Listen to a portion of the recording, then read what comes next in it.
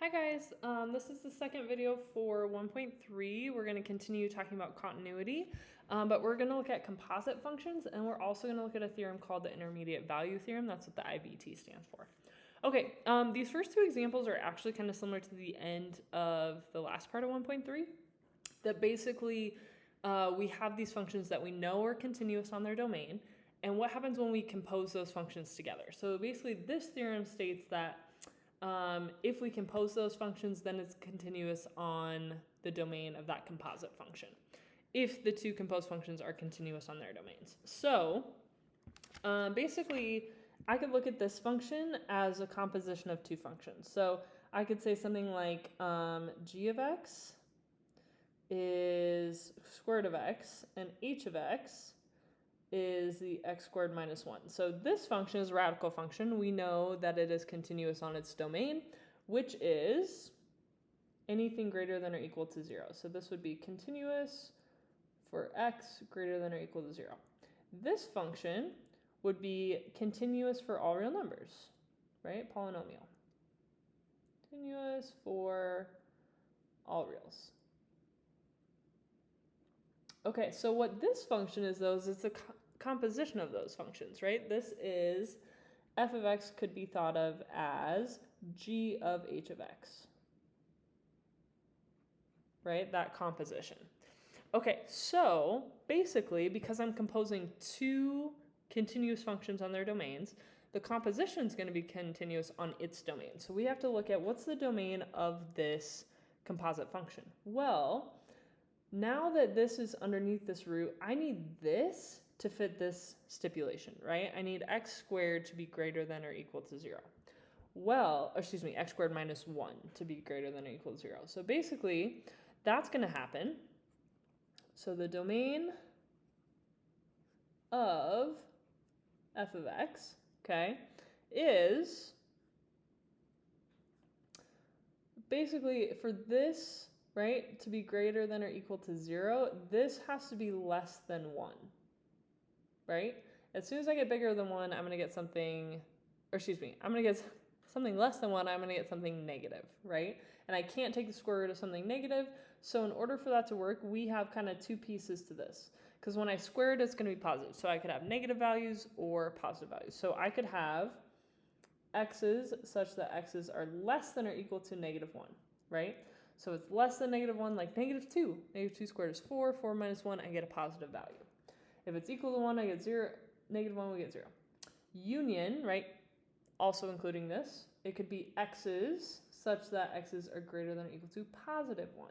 So the numbers between negative 1 and 1, that's where we're going to get a negative number here, and I can't take square root of a negative. So this is my domain.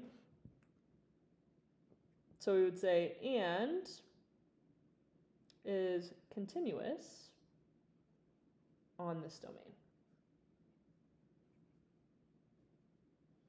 Okay, so if our two separate functions are continuous and we compose them together, it will also be continuous on its resulting domain. Okay, this one is kind of similar to the end of the last video. Like I mentioned, this is a function and this is a function that I'm adding together. So again, I could kind of treat this as f of x and maybe h of x. Okay, this is a rational function. We know it's continuous on its domain. So what is its domain? Well, we would say it's continuous on its domain. Well, the values that would make that equal 0 are negative 2 and 2. So here's my domain for that x, such that x cannot equal positive or negative 2. H of x, okay, it has to be something greater than or equal to 1, right? Because I can take square root of 0, but anything less than 1, I'm going to get a negative, and I can't take square root of a negative. So we're going to say it's continuous on its domain. And here that is, x such that x is greater than or equal to 1. Okay, so now, so that means g of x is also going to be continuous on its domain, because we're adding two continuous functions, right? on its domain, but what's this resulting domain? How do I like combine these two? So here's kind of a strategy I just want to show you guys. So if I had a number line, okay, so we got 0, 1, 2, -1, -2, okay. So if I looked at g of x, right, g of x, we're saying the domain is greater than or equal to 1. So it would have all these values. F of x is everywhere except not -2. So I'd have a hole there and not 2.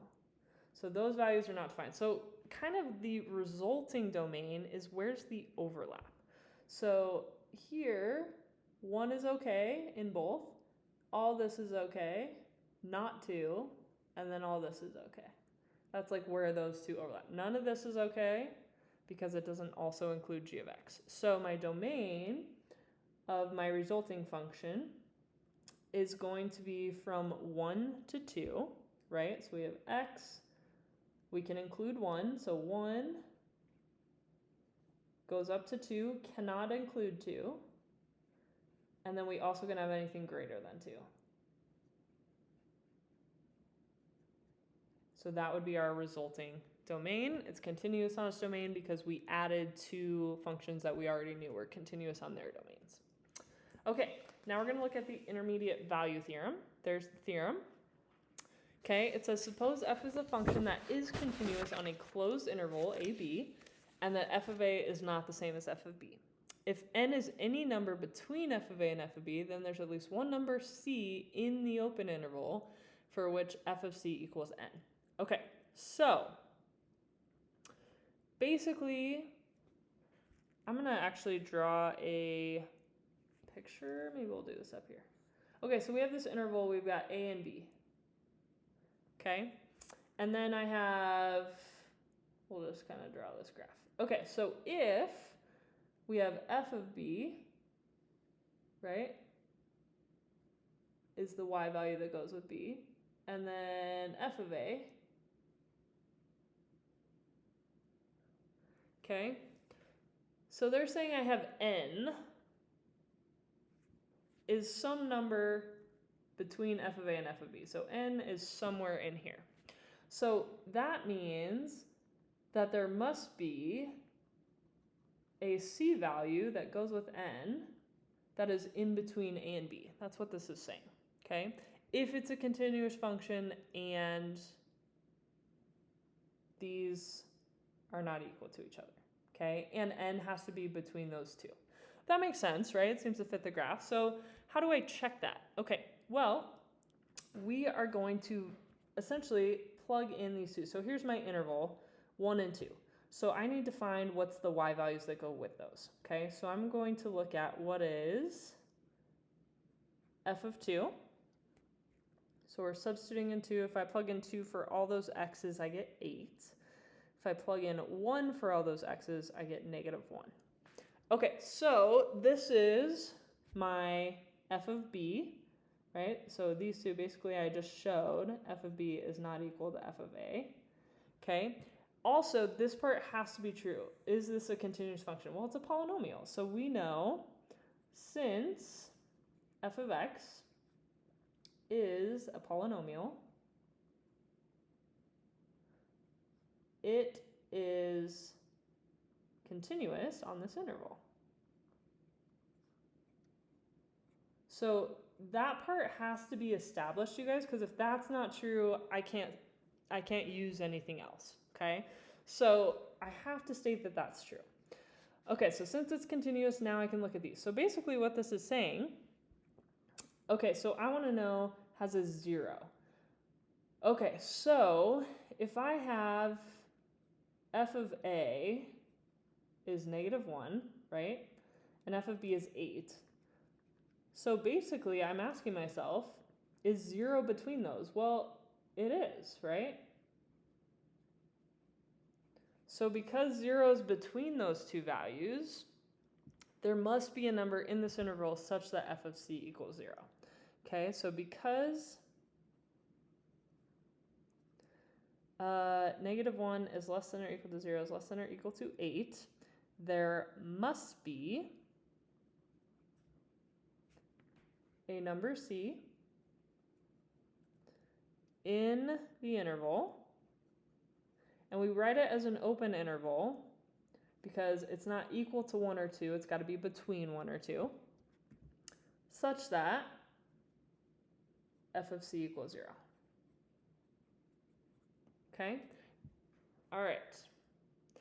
Select the values of the continuous function. Again, need that to be able to use this theorem. If not, we can't determine anything.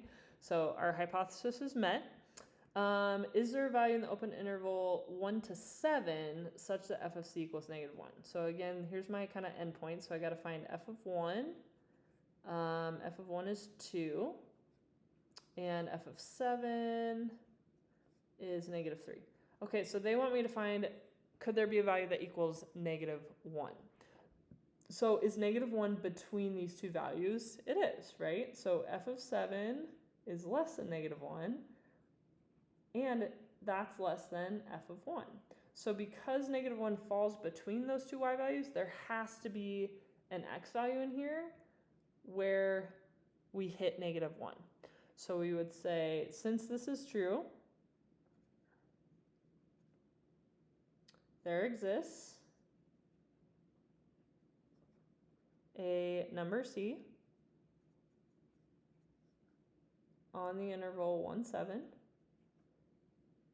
such that f of c equals -1.